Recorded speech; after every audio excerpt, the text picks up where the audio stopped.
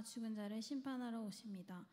나는 성령을 믿으며 거룩한 공교회와 성도의 교제와 죄를 용서받는 것과 몸의 부활과 영생을 믿습니다. 아멘. 네, 여러분 지난 수련회를 마무리하고 푹 쉬셨나요? 저는 수련회 때 모든 분들과 기쁘게 찬양하며 즐겁게 교제했던 그 시간이 너무 행복해서 계속 그때를 생각하면서 되돌아보는 일주일을 보냈습니다. 우리 한번 앞뒤 좌우 분들과 인사 나눠볼까요? 앞으로도 잘 지내봅시다. 네, 좋습니다. 주님 안에서 영원한 사귐을 하는 우리가 되길 원합니다. 우리가 오늘 처음으로 함께 부를 찬양은 주님과 같이라는 찬양인데요.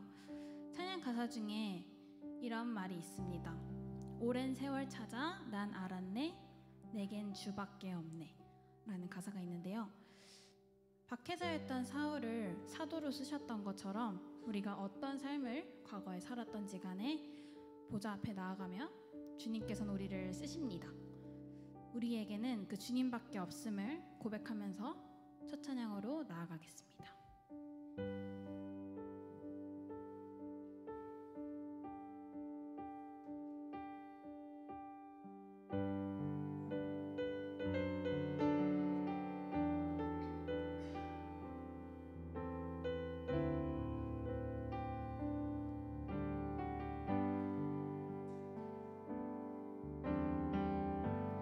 주님과 같이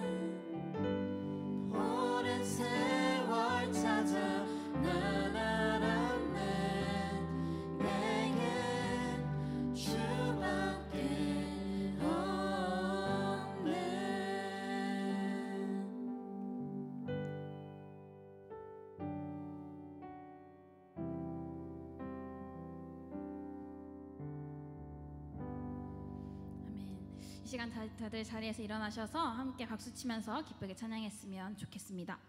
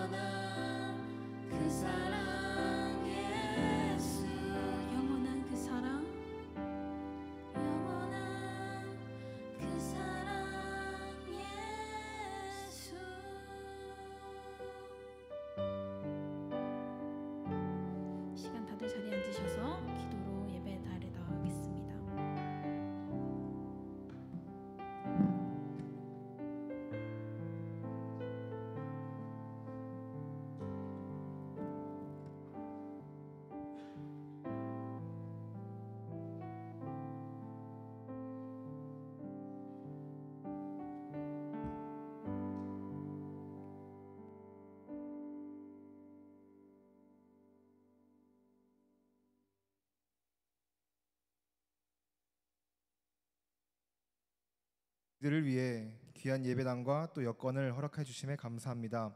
이 시간 드려진 예배가 거룩하게 하나님께 상달되어서 주님을 기쁘시게 하는 향기가 되게 해 주시옵소서. 하나님 아버지, 수련회가 주님의 뜻 안에서 안전하게 마칠 수 있게 해주심에 감사합니다.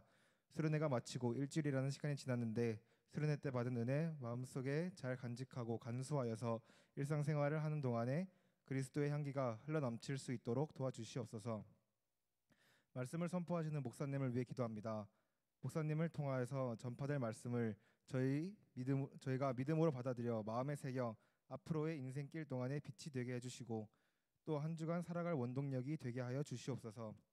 성령님께서 목사님을 통해 역사하셔서 마른 땅에서 샘물나게 하시고 굳은 마음이 복음으로 인하여 다시 회복되는 기적이 일어날 수 있도록 이 시간 도와주시옵소서.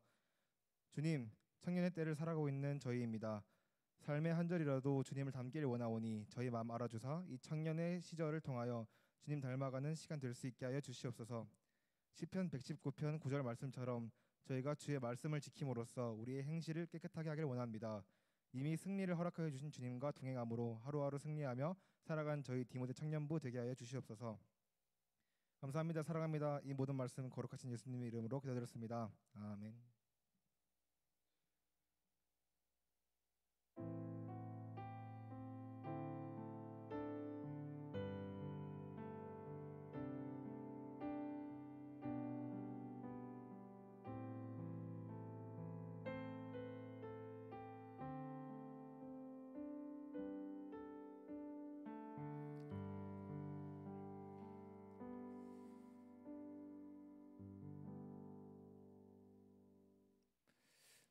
아멘. 우리 다 함께 자리에 일어나서 사도행전 9장 1절에서 9절까지의 말씀을 같이 함께 읽겠습니다. 9장 1절에서 9절, 제가 한 절, 여러분들이 한 절 같이 교독하고 마지막 9절은 같이 읽겠습니다. 제가 먼저 읽을게요. 사울이 주의 제자들에 대하여 여전히 위협과 살기가 등등하여 대제사장에게 가서 다메섹 여러 회당에 가져갈 공문을 청하니 이는 만일 그 도를 따르는 사람을 만나면 남녀를 막론하고 결박하여 예루살렘으로 잡아오려 함이라. 사울이 길을 가다가 다메섹에 가까이 이르렀더니 호련히 하늘로부터 빛이 그를 둘러 비추는지라. 땅에 엎드러져 들음에 소리가 있어 이르시되 사울아 사울아 네가 어찌하여 나를 박해하느냐 하시거늘 대답하되 주여 누구시니까 이르시되 나는 네가 박해하는 예수라. 너는 일어나 시내로 들어가라. 내가 행할 것을 너에게 이룰 자가 있느니라 하시니 같이 가던 사람들은 소리만 듣고 아무도 보지 못하여 말을 못하고 서 있더라. 사울이 땅에서 일어나 눈은 떴으나 아무것도 보지 못하고 사람의 손에 끌려 다메섹으로 들어가서 같이 읽을까요? 사흘 동안 보지 못하고 먹지도 마시지도 아니하니라. 아멘. 자리에 앉으십시오. 잘 지내셨어요? 여러분 반가워요. 그 반팔을 오랜만에 꺼내 입었는데 날씨가 에어컨도 나오고 지금 굉장히 많이 따뜻해졌습니다. 지난주 봄 개강 수련회를 잘 다녀왔어요. 많은 우리 디모데 지체들이 함께 했죠. 내가 어찌 너희를 아끼지 아니하겠느냐, 내가 어찌 너희를 아끼지 아니하겠느냐, 이런 주제로 우리가 수련회를 함께 1박 2일 동안 보내게 되었습니다. 이번에 보니까 66명 디모데 지체들이 참여했더라고요. 어떠셨어요? 저도 한 주간 동안 이렇게 많은 생각을 했어요. 있으면서 수련회 1박 2일 시간을 다시 한번 생각해 보면서 은혜를 곱씹는다 그러죠. 다시 한번 돌아보았습니다. 또 몇몇 지체들한테도 얘기를 들어봤어요. 수련회가 어땠는가? 어떤 시간들이 참 많이 생각이 났는가? 오늘 아마 여러분 목장 모임 시간에도 그런 질문들이 있어요. 같이 함께 나눠보시면서 수련회 때 받았던 또 여러 가지 마음과 결단과 다짐들을 다시 한번 새겨봤으면 좋겠습니다. 저는 개인적으로 이렇게 정리가 됐어요. 다 좋았다. 매 순간순간이 참 좋았다라는 생각이 많이 들었어요. 좀 여러 번 수련회를 했는데 여기 와서 이번 수련회도 참 많이 더 기억에 많이 남는 것 같아요. 매 순간순간이 너무나 귀했다라는 생각이 들어요. 함께 뜨겁게 찬양하고 함께 뛰면서 하나님을 예배했던 기억들이 너무나 좋았습니다. 저는 놀랐어요. 우리 디모데에게 이런 열정이 있었나. 어지간하면 안 뛰는데, 우리 디모데 청년들 어지간하면 안 뛰고 어지간하면 이렇게 안 하는데 이런 열정이 우리에게 있구나. 그래서 너무 좋았고 너무 감사했고 그랬어요. 준비했던 모든 우리 지체들, 특별히 임원단 참 많이 고생했고, 또 목자단도 여러 모양으로 목원들을 챙기느라 참 많이 수고하셨습니다. 그리고 우리 찬양팀은 또 열정적인 찬양으로 이번 수련회 1박 2일 짧은 시간이었지만 3번의 예배 동안 정말 뜨겁게 잘 찬양을 인도해 주시고 함께 예배자로 서주셔서 너무너무 감사합니다. 오늘 식사도 어땠어요? 식사 맛있었죠? 이게 묵국인데, 소고기 묵국인데 거의 고기가 절반, 건더기가 절반이 국물. 너무 맛있게 저는 잘 먹어가지고 우리 목자단이 잘 준비해 주셔서 또 감사합니다. 이렇게 함께 세워가는 것 같아요. 이렇게 함께 우리가 같이 함께 세워가는 것 아닌가 싶습니다. 자, 오늘은 이제 다시 사도행전으로 우리가 돌아와서 오늘은 사도행전 9번째 시간입니다. 여러분 이런 말 혹시 들어보셨어요? 사람은 변하지 않는다. 사람은 변하지 않는다. 그 쇼펜하우어라고 하는 유명한 철학자가 있잖아요. 이 철학자가 한 유명한 얘기 중에서 한 토막인데, 쇼펜하우어뿐만 아니라 사실 많은 사람들이 이 말을 하기는 하죠. 여러분 어떻게 생각하세요? 사람은 변하지 않는다. 어떤 것 같아요? 사람은 변하지 않는다. 어느 정도는 일리가 있는 말 같아요. 그죠? 어느 정도 일리가 있는 말이지 않나. 누가 제일 안 변할까요? 누가 제일 안 변할까? 옆에 사람 보지 말고 자신이 제일 안 변하지 않나요? 정말 나 자신이 제일 변하지 않는 것 같다라는 생각이 참 많이 들어요. 진짜 사람 잘 안 변한다.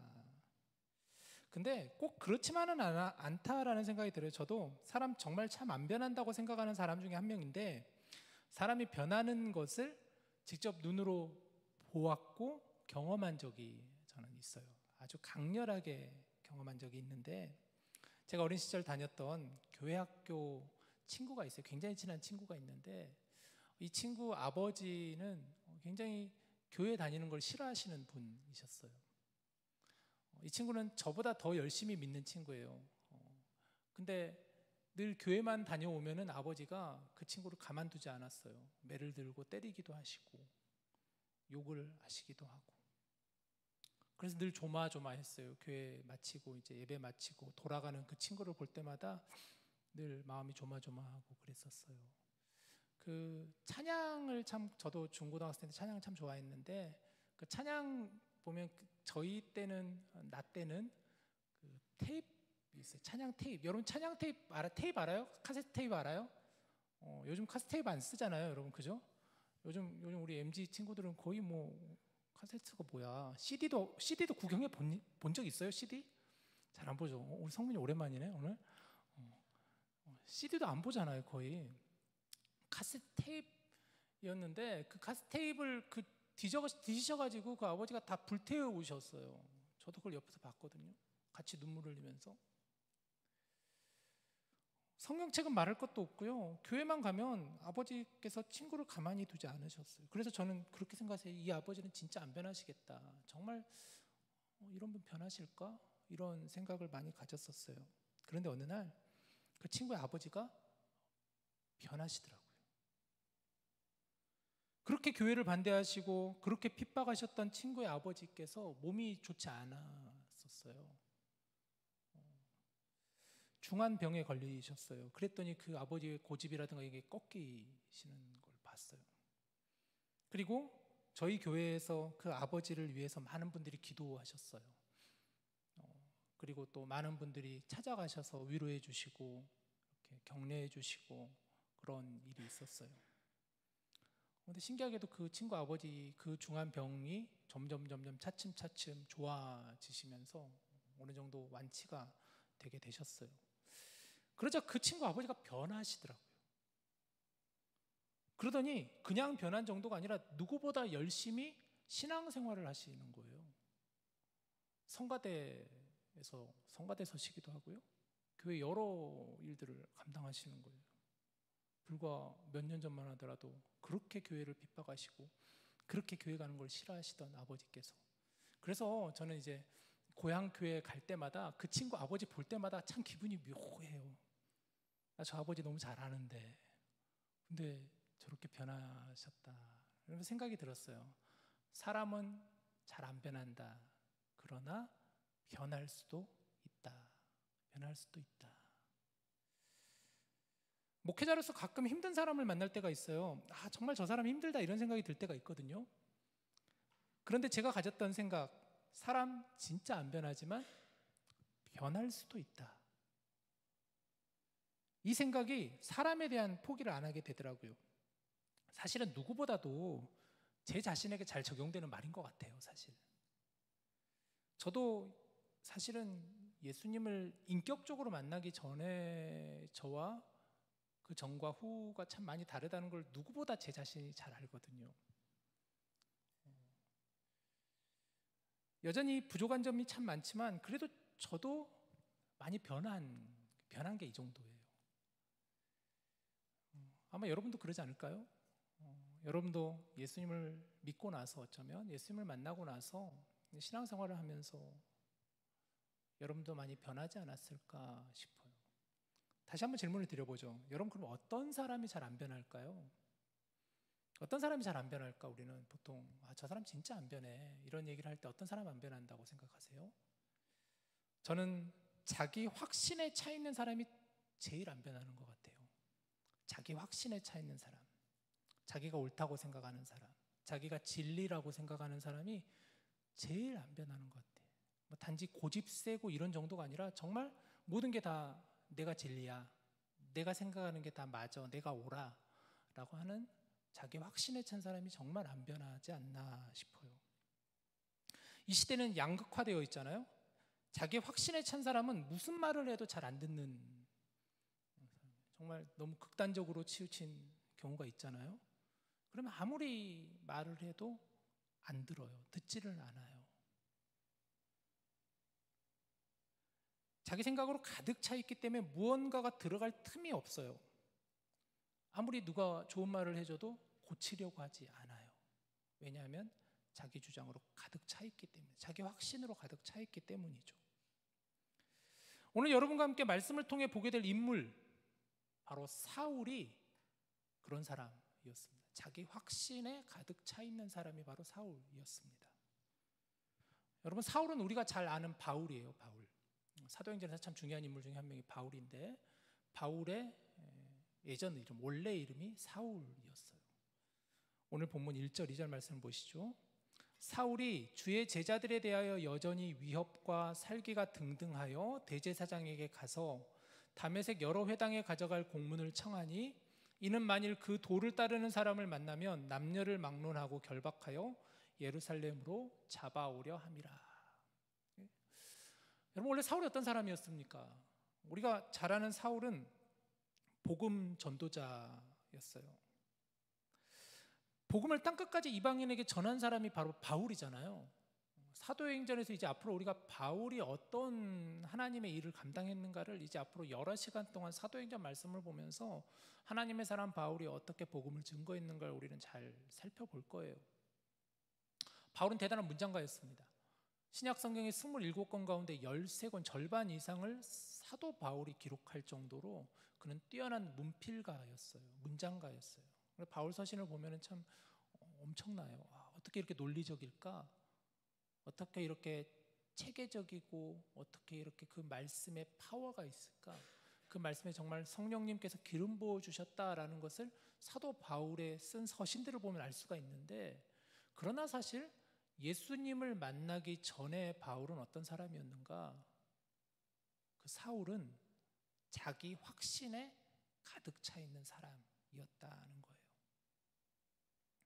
그도 그럴 것이, 그는 정말 뛰어난 배경과 뛰어난 학벌과 그리고 신분을 가졌습니다.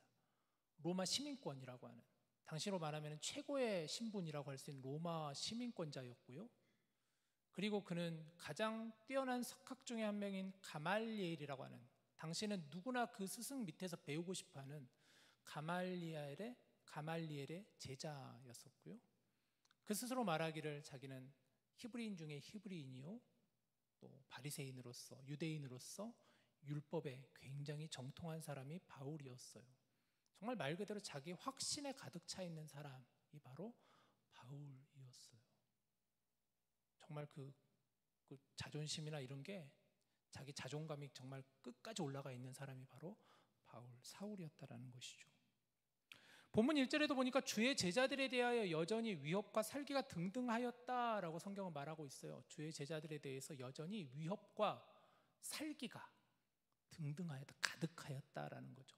자기 확신에 찬 사람의 모습이 이런 모습이라고 할 수가 있겠죠.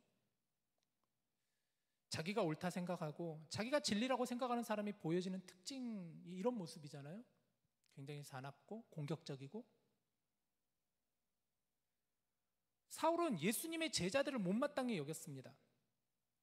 왜냐하면 사울은 예수님을 하나님의 아들이라는 생각을 전혀 하지 않았거든요. 그는 어떻게든 예수님의 제자들을 핍박하려고 했고 잡아 가두려고 했어요. 대제사장을 찾아간 이유도 그런 사람들을 잡아 가두기 위한 일종의 명목상 공문이 필요했기 때문에 대제사장을 찾아갔었던 길이었어요. 가는 길은 다메섹을 향해 가는 길이었습니다. 예루살렘에서 다메섹을 향해 지금 가고 있는데, 다메섹까지 가는 길은 자그마치 북쪽으로 예루살렘에서 약 한 160마일, 200km 이상을 걸어가야 되는 거리라고 해요. 그 정도로 열심이었다는 거죠. 자기 확신이 있으니까 뭐 그 정도 거리, 뭐 며칠 길이 되든 그건 아무 상관이 되지 않았어요. 어떻게든 저 지금 잘못된 생각을 가지고 있는, 잘못된 사상을 가지고 있는, 잘못된 진리에 가득 차 있다고 생각하는 사람들을 어떻게든 그는 그들을 꺾기 위해서 그 먼 길을 마다하지 않고 걸어가는 길이었다는 것이죠. 사도행전 9장 바로 앞장인 8장에 보면 사울에 대한 기록이 있는데요. 8장 1절을 보시죠. 사울은 그가 죽임당함을 마땅히 여기더라 라고 하고 있어요. 여기서 그는 누굴까요? 바로 우리가 전 시간에 보았던 스데반 집사님의 순교 때 스데반 집사님이었어요. 스데반 집사님이 뭐에 맞아서 순교했죠? 돌에 맞아서 순교했잖아요. 그때 유대인들이 스데반 집사님이 너희들이 여러분이 십자가에 매달린 그분이 바로 하나님의 아들 메시아 예수님입니다 라고 하니까 사람들이 눈이 뒤집혀가지고 와 하면서 돌을 집어 던졌었던 그 장면이 사도행전 6장 7장에 나오는데, 말씀해 보면 그들 주변에, 그들 옆에 바로 사울이 서 있었어요. 그리고 돌을 던지는 사람들이 옷을 벗어서 사울 발 앞에 놓았다라고 성경은 말하고 있어요. 같은 편이었다는 것이죠. 함께 같이 동조했었다라는 것이죠. 8장 3절도 보시죠. 사울이 교회를 잔멸할세라고 했어요. 직접적으로 성경은 말하고 있죠. 사울이 교회를 잔멸하다. 여기서는 리베이징이라고 쓰는데 NIV 성경에서는 destroy라는 단어를 쓰더라고요. 파괴하다. 교회를 잔멸하다. 심지어는 각 집에 들어가서 남녀를 끌어다가, 여러분 이 정도에 열심히 있었다라는 거예요. 각각 집에 다 찾아가가지고 그 사람들을 끌고 나올 정도로 사울은 자기 확신에 가득 찬 사람이었다. 그런데 여기서 질문이 나오죠. 여러분 우리는 지금 사울이 나중에 어떻게 변화되었는지를 우리는 잘 알고 있어요. 성경을 보니까 사울이 이런 사람으로 변화되었다는 걸 우리는 알고 있는데, 그렇다면 왜 굳이 성경은 사울이 이렇게 자기 확신에 찬 사람으로 성경은 묘사하는 것일까요? 왜 성경은 지금 사울에 대해서 이런 내용들을 기록하고 있는 것일까? 왜 그럴까요? 왜 사울이 이렇게 교회를 잔멸하고 예수님 믿는 사람들을 잡아가두기 위해서 집까지 찾아가가지고 그 사람들을 끌고 가기도 하고 그 먼 다메섹까지 대제사장에게 공문을 받아가지고 그것을 가지고 갈 정도로 사울은 이렇게 자기 확신에 찬 사람을 왜 성경은 그러면 기록하고 있는 것일까? 이것이 사도행전 저자의 의도예요. 이런 사람도 하나님은 변화시키신다. 이런 사람도 하나님은 변화시켜 주신다라는 말씀이죠. 아무리 자기 의가 가득 차고 자기 확신이 가득 찬 사람이라고 하더라도, 그래서 우리로 하여금 어떤 선입견을 가지고 저 사람은 절대 변할 수 없어 라고 하더라도 하나님은 그 사람을 변화시켜 주신다. 하나님은 그런 사람을 때로는 통해서 일하신다 라는 것을 지금 사도행전의 저자인 누가는 기록하고 있다라고 볼 수가 있겠죠. 드디어 하나님께서 사울을 찾아가십니다. 3절 말씀 보세요. 사울이 길을 가다가 다메섹에 가까이 이르더니, 이제 다메섹 어느 정도까지 그 먼 길을 이제 거의 가까이 왔나 봐요. 그러자 호련히 하늘로부터 빛이 그를 둘러 비추는지라 라고 성경은 묘사하고 있어요. 자, 이 장면을 여러분 잘 기억하십시오. 단어들을 잘 생각해 봐야 돼요. 여기서 호련이라는 단어, 그리고 하늘로부터라는 단어, 그리고 빛이라는 단어, 이 세 가지를 여러분 잘 한번 생각해 보시죠. 첫 번째, 호련히. 그 길을 걸어가고 있는데 호련히 갑자기 하나님께서 찾아오셨다라는 거예요. 갑자기 찾아오셨다. 왜 보면은 왜 우리 사도행전 2장에 보면은 오순절 마가의 다락방 사건 때도 성령께서 그 사도들에게 임하실 때도 어떻게 왔냐면 성경은 이렇게 말하고 있거든요. 호련히 마가의 다락방에 있는 그들에게 성령께서, 호련이라고 했어요. 갑자기라고 했어요. 갑자기. 급하고 강한 바람 같은 소리로 휙휙하며 갑자기 찾아오셨어요. 무슨 의미일까? 하나님께서 갑자기 찾아오신다는 게 어떤 의미일까? 그러니까 사울이 준비가 되어서 하나님께서 찾아오신 건 아니다라는 것이겠죠. 사울은 지금 여전히 우리는 내용을 다 알고 있지만 사실은 사울이 여전히 지금 자기 확신에 가득 차 있어서 의기양양하고 살기가 등등한 사람인 상황 가운데 하나님께서 갑자기 찾아오신다라는 거예요. 하나님께서 쓰시겠다고 하면은 갑자기 호련히 찾아오신다라는 거예요. 우리 생각에는 준비가 되어야만 찾아오신다라고 생각할 때가 많잖아요. 내가 이 마음이 준비가 되어야 되는데요. 제가 마음밭이 잘 기경되고 가꾸어지고 제 마음에 기쁨이 있어야 하는데요. 근데 때로는 그렇게 하나님 역사하지 않을 때도 있다라는 거죠. 우리 생각에는 우리 늘 그렇게 착각하잖아요. 우리가 잘 준비가 되었을 때 하나님 찾아오신다. 물론 그럴 때도 있지만 그건 우리 생각이고, 하나님께서는 때로는 하나님이 쓰시겠다 하면은 그런 지금 정말 우리가 선입견을 가지고 저 사람은 절대 변할 수 없어 라고 생각하는 그 사람에게도 하나님은 갑자기 찾아가신다라는 것이죠. 두 번째는 하늘로부터 오셨다는 거예요. 하늘로부터. 이것은 그 주체가 누군가를 분명히 보여주는 말씀이겠죠. 하나님께로부터, 하늘로부터 임한다라는 것이죠. 하늘로부터. 어디서부터 시작이 됐느냐? 하늘로부터 시작이 되었다라는. 마지막 세 번째, 빛이 그를 둘러 비쳤다라는 것이죠. 여러분, 원래 사울은 어떤 사람이었습니까? 성경이 말한 바에 의하면 사울 같은 사람은 어둠에 거해 있는 사람이었겠죠. 어둠과 가까이 있었던 사람이었겠죠. 어둠 속에 헤매던 사람이었겠죠. 그때 그를 비추는 빛이 그를 둘러 비쳤다라는 거예요. 4절을 보시죠. 땅에 엎드러져 들음에 소리가 있어 이르시되 사울아 사울아 네가 어찌하여 나를 박해하느냐. 자, 호련히 하늘로부터 빛이 둘러 임한 그 사울에게 소리가 들리는 거예요. 그러는 그 가운데 사울이 뭐라고 하냐면 엎드러져 있다. 엎드러져. 이게 성경의 언어로 해석하자면 엎드러진다라는 것이 어떤 강력한 힘에 의해서 압도되어라는 그런 말이라고 해요. 그 정도로 지금 사울은 아주 압도된 마음으로, 압도된 상황 가운데 그는 지금 땅에 털썩 주저앉아 있는 상황 가운데 소리가 들리는 거예요. 사울아 사울아 네가 어찌하여 나를 박해하느냐. 그 성경을 볼 때 이렇게 이름을 두 번 부르는 경우가 흔치 않아요. 사울아 사울아 이렇게처럼. 때로는 예수님께서 그 왜 베드로를 부를 때도 이런 적이 있었거든요. 시몬아 시몬아. 또 마르다와 마리아 그 일 때문에 마르다가 굉장히 막 상처 입어가지고 마음이 막 지금 마르다가 지금 마리아는 저렇게 지금 예수님 밑에서 말씀 듣고 있는데 나는 지금 부엌에서 열심히 일하고 있는 상황 가운데 지금 씩씩거리고 있는 그런 마르다에게 예수님께서 마르다야 뭔가 뜻깊은 가르침이 있을 때 때로는 이렇게 두 번 이름을 부르실 때가 있거든요. 사무엘아, 사무엘아, 이런 것처럼. 여러분, 사울의 귀에 들리는 음성은 누구의 음성이었을까요? 어찌하여 나를 박해하느냐라고 했는데 누구의 음성이었을까요? 예수님의 음성이었겠죠.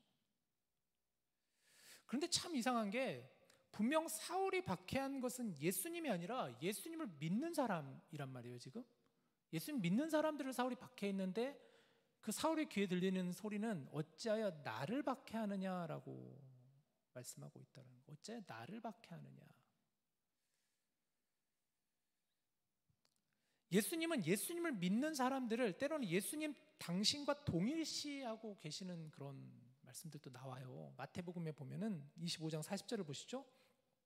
임금이 대답하여 이르시되 내가 진실로 너희에게 이르노니 너희가 여기 내 형제 중에 지극히 작은 자 하나에게 한 것이 곧 내게 한 것이니라. 이게 예수님의 비유의 말씀인데 마태복음 25장이 종말장 비유인데 우리가 여러분 잘 아는 달란트 비유도 25장 안에 들어있거든요. 달란트 비유와 함께 이 양과 염소의 비유가 지금 이 말씀인데 하나님의 택함 받은 이들은 양처럼 오른쪽에 그렇지 않은 염소와 같은 이들은 왼쪽에 세우신다고 하면서 그렇게 말씀하시면서 이런 비유를 말씀하셨어요. 임금이 이렇게 이랬다. 지극히 작은 자 하나에게 한 것이 바로 나에게 한 것이다 라고 얘기하는 거예요. 동일시하는 거예요. 때로는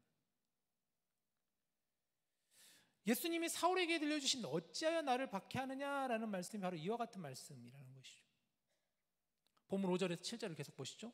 대답하되 주여 누구시니까 이제 사울이 지금 그 소리에 응답하는 장면이죠.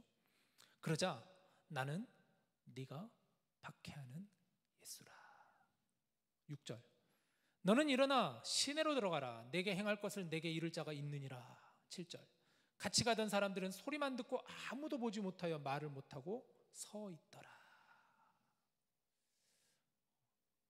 그 음성이 분명하게 사울에게 들려졌습니다. 너는 일어나라. 그리고 다메섹으로 들어가라. 너에게 무언가를 이를 자를 너는 만날 것이다. 그런데 그 주변에 있던 사람들은 소리는 들었는데 전혀 이들은 보지 못하고 말을 못하고 서 있었다라고 성경은 말하고 있어요. 그 말은 무슨 의미냐면 이들은 지금 그 소리는 들었지만 무슨 뜻인지 전혀 이해를 못하고 있는 상황이에요. 사울만 지금 그 음성을, 그 뜻을 정확히 이해하고 있었다라고 볼 수가 있습니다. 자, 여러분, 사울은 이렇게 예수님을 만났어요. 도저히 변하지 않을 것 같은 사람, 자기 확신에 가득 차 있는 사람 사울에게 예수님이 찾아오셨어요. 그리고 그를 만나 주셨어요. 카라바조라는 이탈리아 화가가 있습니다. 혹시 카라바조를 혹시 여러분 들어보셨나요? 카라바조. 개인적으로는 제가 조금 좋아하는 화가 중에 한 명인데 이 화가는 굉장히 그 색감을 굉장히 강하게 쓰는 사람, 명암을 굉장히 강하게 강렬한 그림을 그리는 사람이에요. 카라바조는 작년인가 재작년인가 제 기억으로 미네소타 미술관에 한번 특별전이 있어가지고 카라바조 그림 한번 보러 간 적이 있었거든요. 와, 달라요. 그림이 달라요. 근데 이 사람이 그린 유명한 또 그림 중에서 사울의 회심이라는 오늘 이 본문 장면을 그가 이렇게 묵상해가지고 그린 그림 두 편이 있는데 그걸 가져와 봤어요. 첫 번째 그림 한번 봐보시죠. 첫 번째 그림 좀 어두워서 잘 보이나? 여기 보면은 지금 이 땅에 아래에 지금 쓰러져 있는 사람이 누굴까요? 사울이죠. 근데 사울이 어떻게 했어요? 지금 두 눈을 가리고 있죠. 지금 손으로 지금 가리고 있죠. 보이죠? 보이시죠? 그러면서 지금 저 위쪽에 보면은 여러분이 봤을 때 왼쪽 위편을 보면은 왼쪽 위에서 누군가 손을 이렇게 내밀고 있는 장면이 나오죠. 그러면서 이 카라바조의 그림을 잘 보면 이 그림은 빛과 그리고 어둠을 굉장히 극명하게 대비시키는 그림이에요. 강렬한 그림이에요. 근데 카라바조는 이 지금 장면을 이렇게 그렸어요. 바울이 그 빛에 의해서 눈을 뜨지 못하는. 근데 사실 이 그림은 나중에 출시가 제대로 되진 않았대요. 사람들에게 많은 사랑을 받지는 않았대요. 그런데 두 번째 그림이 수많은 사람에게 사랑받는 그림이에요. 두 번째 그림 넘겨줘 보시죠. 똑같은 작가가 그린 그림인데 밑에 지금 땅에 엎드려져서 두 팔을 벌리고 있는 사람이 누구냐면 사울. 어떻게 하고 있습니까? 두 손을 활짝 펼친 채로 그는 있다는 거예요. 저도 이 오늘 이 본문 말씀을 가만히 이렇게 묵상하면서 이 그림을 가만히 다시 한번 들여다보는데, 사울이 만난 예수님, 내가 만난 예수님, 나 역시도 예수님을 만났을 때 그러지 않았나.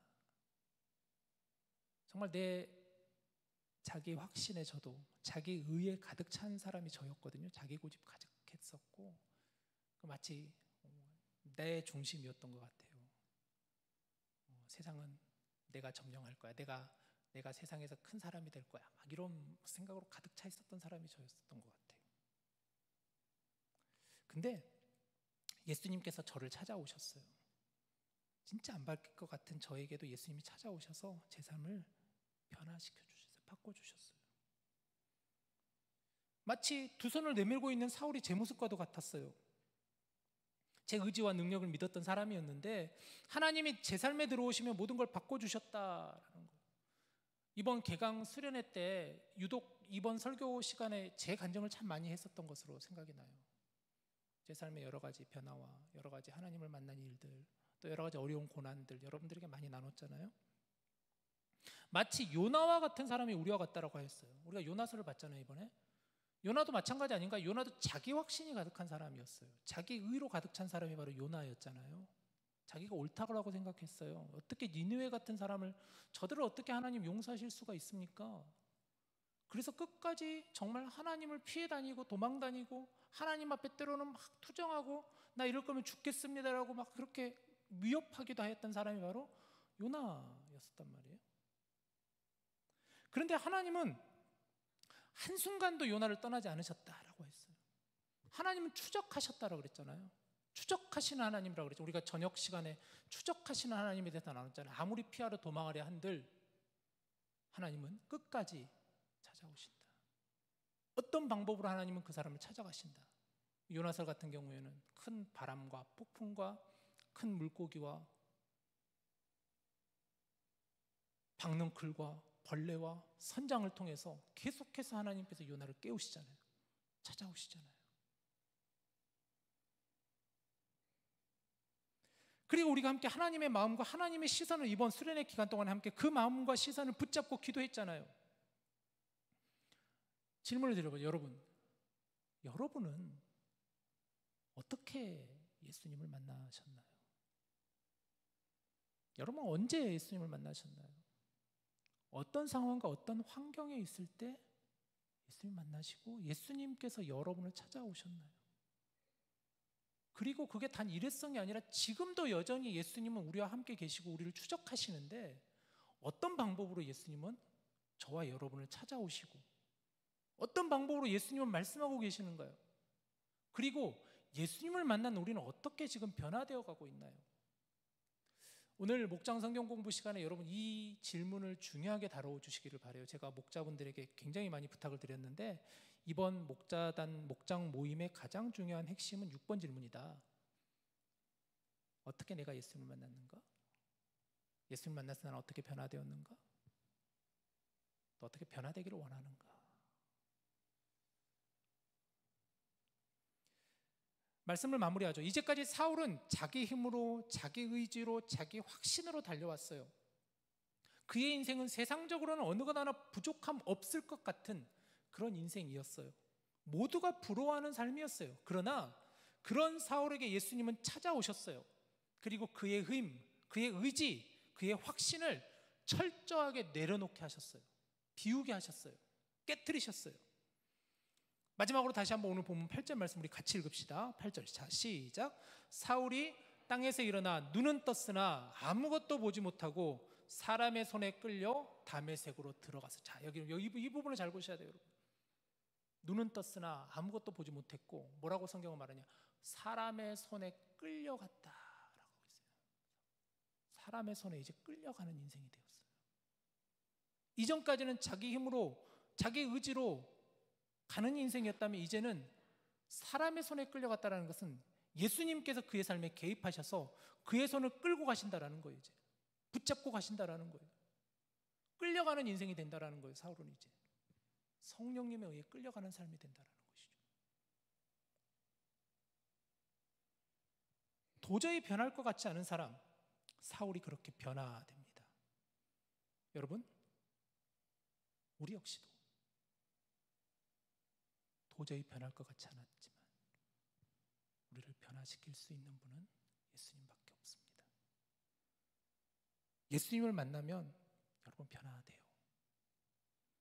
내가 만난 예수님을 여러분 오늘 이 밤에 같이 함께 깊이 묵상해 봤으면 좋겠어요. 이번 수련회 기간 동안 또 아니면 여러분의 삶 속에서 찾아오시고 내 마음을 변화시켜 주시고 나를 다스려 주시는 그 주님과의 깊은 만남으로, 그 사귐으로 계속해서 나아가실 수 있는 우리 모두가 다 될 수 있기를 우리 주님 이름으로 축복합니다. 우리 같이 함께 이 시간 찬양하고 기도할 건데요, 주님과 같이라는 찬양이죠. 우리 아까 불렀던 찬양입니다. 주님과 같이. 저는 이 첫 구절이 무너졌어요. 내 마음 만지는 분은 없다. 주님과 같이 내 마음 만지는 분 없네. 그렇죠, 여러분. 누가 우리 마음을 만질 수 있어요? 누가 우리의 마음을 변화시킬 수 있어요? 누가 우리의 삶을 바꿀 수 있어요? 누가 그 자기 진리, 자기 확신에 가득 차 있는 그런 우리를, 그런 나를 누가 변화시킬 수 있어요? 예수님께서 변화시킬. 사울은 그렇게 변화되었어요. 이제 우리는 하나님께서 사울을 통해 어떻게 일하실지를 이제 앞으로 사도행전 말씀을 계속 보면서 함께 말씀을 나누면서 들어가 볼 거예요. 우리 같이 함께 시간 찬양합시다.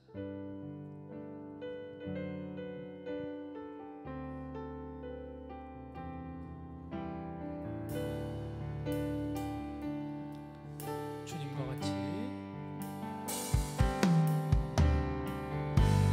주님과 같이. 아멘. 내 마음 만지는 그는 없네. 오랜 세월 찾아 난 알았네. 내게 주밖에 없네. 우리 다시 고백합시다. 주님과 같이. 주님과 같이. 내 마음 만지는 그는 없네. 오랜 세월 찾아 난 알았네. 내게 주밖에 없네. 주잡이 강같이 흐르고 주 손길 치료하네. 고통받는 자녀 품으시니 주밖에 없네. 주밖에 없네. 주님과 같이. 주님과 같이. 내 마음 만진 분 없네. 내 마음 만지는 분은 없네. 오랜 세월 찾아 난 알았네. 내게 주밖에 우리의 목소리로 고백합시다. 주님과 같이. 주님과 같이. 내 마음 만지는 그는 없네.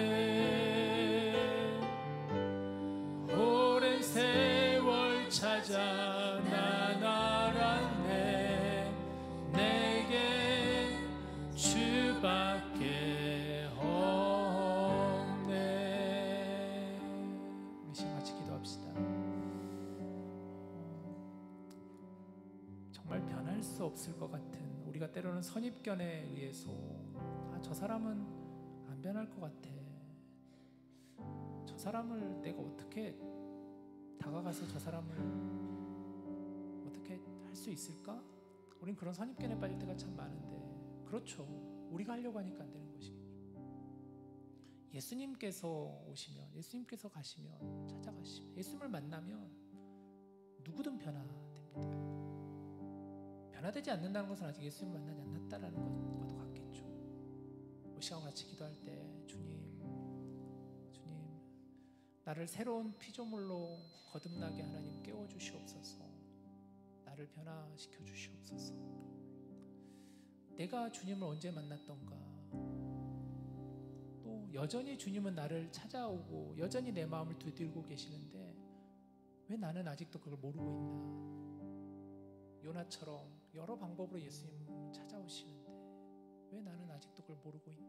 하나님, 이 시간 기도할 때 하나님, 나로 하여금 주님을 깊이 만나는 그 은혜를 경험하게 하여 주시고, 또 주님께서 내 마음의 문을 두드리실 때마다 내가 외면하지 않게 하시고 주님을 내 마음 가운데 다시 한번 모시며 나는 비워지고 예수로 가득 찰 수 있는, 예수님으로 가득 차 있는 그러한 내가 될 수 있게 하여 주시옵소서. 우리 같이 함께 오늘 주신 말씀을 여러분 마음에 붙잡고 같이 기도합시다. 하나님, 오늘 이 말씀을 우리에게 주셔서 감사합니다. 다메섹 길을 향하여 가던 그 사울, 자기 확신에 가득 차 있던 그 사울, 변하지 않을 것 같던 그 사울이 예수님께서 갑자기 하늘에서부터 빛이 그를 둘러싸며 사울아 사울아 어찌하여 나를 박해하느냐 하셨던 그 음성으로 우리 주님 찾아오셔서 그의 마음을 변화시키시고 그를 만지시고 그를 새롭게 하셨던 것처럼, 하나님, 오늘 이 시간 나에게 오시옵소서. 하나님, 나를 변화시켜 주시옵소서. 주님께서 나의 마음의 문을 두드릴 때마다 외면하지 않게 하여 주시옵소서. 끝까지 나를 찾아오시는 주님, 나를 포기하지 않으시는 그 주님을 만날 수 있는 저희 모두가 다 될 수 있도록 인도하여 주시옵소서. 하나님, 오늘 우리가 함께 목장 지체들과 내가 만난 예수님에 대한 경험을 고백할 때, 간증을 고백할 때 하늘의 문이 열리게 하여 주시고, 정말 주님께서 나를 통하여 일하심을 고백할 수 있는, 다짐할 수 있는 저희 모두가 다 되게 하여 주시옵소서. 우리의 삶을 보게 하여 주시옵소서. 내 삶의 걸음걸음마다 주님 함께 하심을 찬양하게 하여 주시옵소서. 우리 사랑하는 디모데치들 모두에게 오늘 이 시간 성령님 역사하여 주셔서 성령님께서 찾아오셔서 그 마음을 만지시고 그 얼어있는, 그 답답하게 묶여있는 모든 사슬들이 열릴 수 있도록 우리 주님 도와주시옵소서. 나의 힘과 나의 의지로는 되지 않는 것을 고백하고 그 어떤 힘으로는 되지 않는 것을 고백하고 주님, 주님의 은혜가, 그래 주님께 끌려 당함을 받는, 끌림을 받는 인생이 될 수 있도록 우리 주님 인도하여 주시옵소서. 주의 자비에 감같이 흐리게 하여 주시고 주님의 손길이 치료하게 하여 주시옵소서. 주님밖에 없음을 고백하는 저희 모두가 다 될 수 있도록 우리 주여 인도하여 주시옵소서. 주님만이 우리의 예배자이시고 주님만이 우리의 찬양을 받게 합당하시는 그런 주님을 고백하오니 하나님 역사하시고 우리 하나님 인도하여 주시옵소서. 오 주님, 우리 가운데 더하여 주시옵소서. 우리에게 임하여 주시옵소서. 하나님 함께하여 주시옵소서.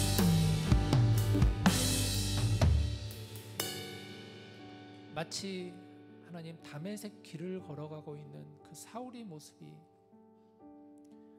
지금 이 길을 걸어가고 있는 나의 모습이 아닌가 싶기도 합니다. 나 역시도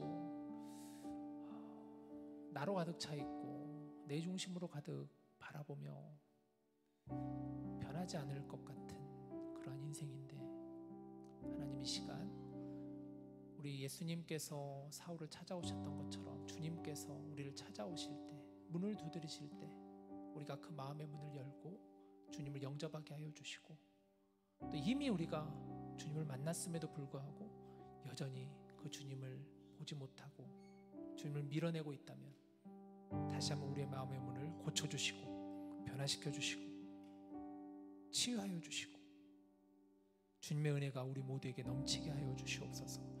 하나님, 우리가 지난 주 수련회를 통하여 하나님을 깊이 예배하게 해주셔서 감사합니다. 우리 사랑하는 지체들이 결단하고 다짐하였습니다. 주님께로 나아가기를 회개하고 주님께 나아가기를 다짐하며 나아갔습니다.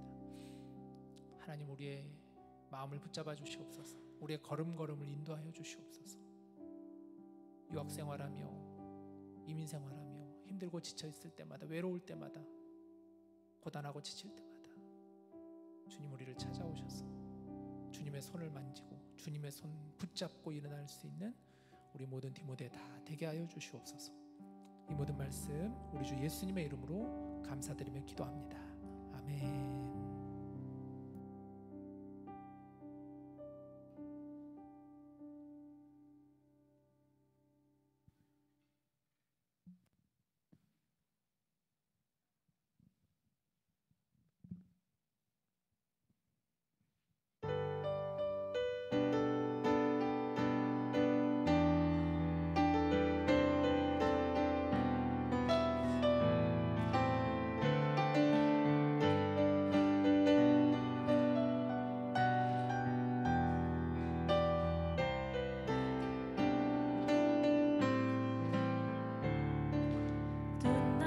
지나고 그가 빛을 발하리 쓰러져가는 우리 영혼 주가 붙잡아 주시리 쉬지 않으리 이 길에 끝이 있으리 한 걸음 한 걸음 주와 함께 걸으리 우리의 걸음이 끝나는 그날 매 순간 함께 하시니 우리 안아주시리 더 이상 눈물 없으리 당신의 그 날 안에서 그의 영원히 주 품 안에서 우리 찬양하겠네.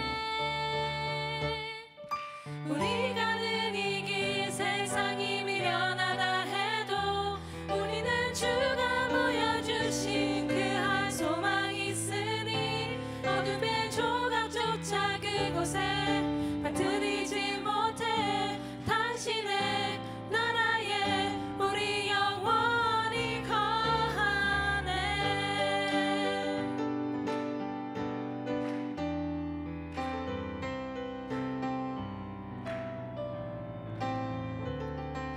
어두운 날 다 지나고 그가 빛을 발하리 쓰러져가는 우리 영혼 주가 붙잡아 주시리 우리 쉬지 않으리 이 길에 끝이 있으니 한 걸음 한 걸음 주와 함께 걸으리 우리의 걸음이 끝나는 그날 매 순간 함께 하시니 우리 안아주시리 더 이상 눈물 없으리 당신의 그 날 안에서 이제 영원히 주 품 안에서 우리 찬양하겠네.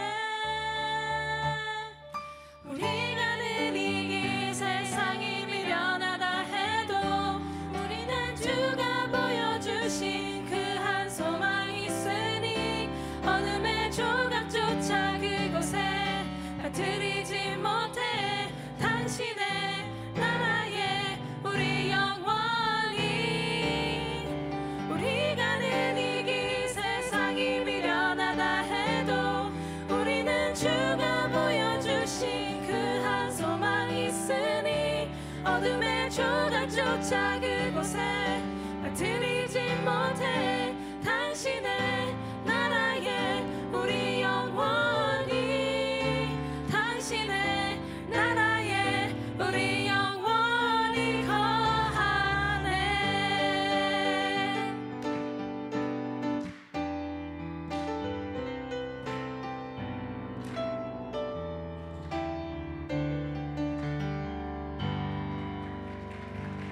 와우.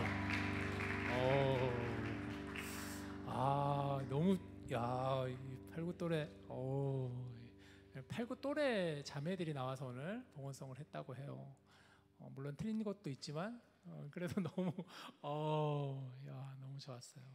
여러분도 많이 이렇게 또래끼리 해도 참 좋을 것 같아요. 우리 봉헌송 보면 목장끼리도 하고 그러잖아요. 또래끼리도 나와가지고 여러분 많이 하셔도 참 좋을 것 같습니다. 정말 감사합니다. 자, 우리 다 함께 일어나서 같이 봉헌합시다.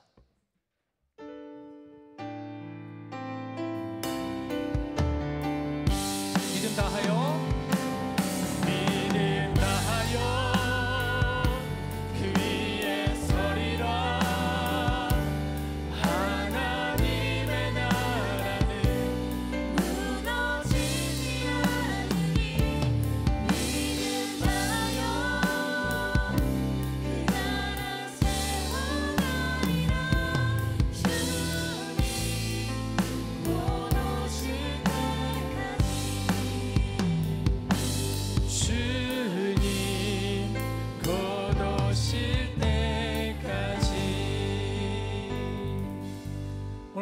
예배를 받으신 우리 주님을 찬양합니다. 팔굿돌에 귀하고 복된 자매들이 찬양을 주님께 올려드렸습니다. 가사처럼 한 걸음 한 걸음 주님과 함께 걸어가는 저희들 되게 하여 주시옵소서. 오늘 주신 말씀처럼 어두운 날 지나고 그 빛이 우리 가운데 임하여 주님의 은혜로 변화될 수 있는, 그래 믿음 다하여 하나님의 나라를 세워갈 수 있는 우리 모든 디모데 되게 하여 주시옵소서. 준비한 예물을 올려드립니다. 마음과 정성이 주를 향하게 하여 주시고, 특별히 사순절 기간을 보내오니 주님을 깊이 묵상하며 그 길을 따라갈 수 있는 우리 모두가 되게 하여 주시옵소서. 우리 주 예수님의 이름으로 감사하며 기도드립니다. 아멘. 우리 자리 앉으겠습니다. 인사하면서 같이 앉을까요? 반가워요. 이렇게 좋아요. 네. 안녕하세요. 네, 3월 4주차 디모데 강고 시작하겠습니다. 네, 오늘 식사를 준비해 주신 목자단께 너무 감사드립니다. 봄 개강 수련회를 은혜 가운데 잘 마쳤습니다. 함께 예배해서 너무 행복하고 즐거운 순간들이었습니다. 수련회를 준비해 주신 모든 지체들께 감사드립니다. 네, 사진 잘 나왔죠? 네, 오늘 예배 후 목장 성경 공부가 있습니다. 문의하실 내용이 있으면 목장 코디이신 백자인 자매님께 문의 부탁드립니다. 그리고 매주 수요일 오후 7시에 무스타워 2-580에서 중보기도 모임이 진행되고 있습니다. 궁금하신 내용이나 문의하실 내용이 있으면 이충만 형제님께 문의해 주세요. 그리고 큐티 나눔 모임이 4월 22일부터 시작됩니다. 매주 토요일 아침 9시에 줌에서 또 아니면 현장에서 매월 한 번씩 현장에서 진행이 됩니다. 네, 이것도 문의하실 내용 있으면 김인 목사님께 부탁드리겠습니다. 네, 그리고 고난주간 새벽기도회가 4월 14일부터 19일 토요일까지 평일에는 아침 6시 그리고 토요일에는 아침 7시 교회에서 진행이 됩니다. 또 그리고 성금요 예배가 4월 18일 금요일 7시 저녁 7시 교회에서 또한 전교인 연합 예배로 진행이 됩니다. 그리고 또 마지막으로 부활주일 예배가 4월 20일 주일 11시 15분에 교회에서 전교인 연합 예배로 진행이 되는데 그날은 일부 예배는 없습니다. 네. 그리고 또 세례 신청을 받습니다. 4월 20일 부활주일에 세례식이 진행이 되고 세례 교육은 4월 6일 주일 11일 금요일 예배 후에 그리고 당회 문답은 4월 13일 주일 예배 후에 진행이 됩니다. 세례를 원하시는 분은 사무실로 신청 부탁드리겠습니다. 또한 문의하실 내용이 있으면 김인 목사님께 문의해 주세요. 네, 4월 주요 일정입니다. 매주 수요일마다 중보기도 모임이 진행되고 있고요. 4월 12일부터 매주 토요일 큐티 나눔이 진행이 됩니다. 11일, 25일 저녁 식사가 있고 10일 특별히 부서 모임이 있고 18일 성금요일 예배 그리고 4월 14일부터 19일까지 고난주간 새벽 기도회가 진행되고 4월 20일 부활주일이 있습니다. 네, 감사합니다. 혹시 오늘 새로 오신 분 있으시면 앞으로 잠깐 나와주시겠어요? If your first time to Timothy, could you come in front of?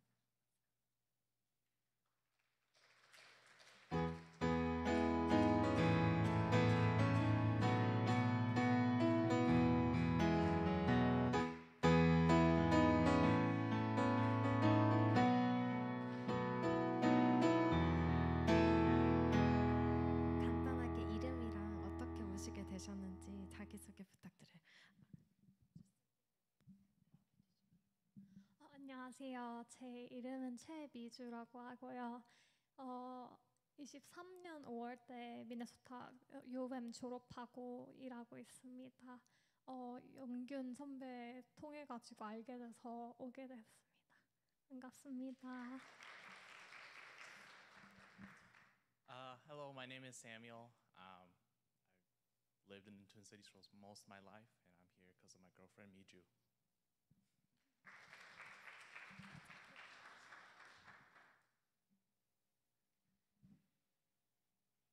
그러면 디모데 동그라미 만들도록 하겠습니다. 자, 우리 함께 동그라미 만들고 같이 서로를 축복합시다.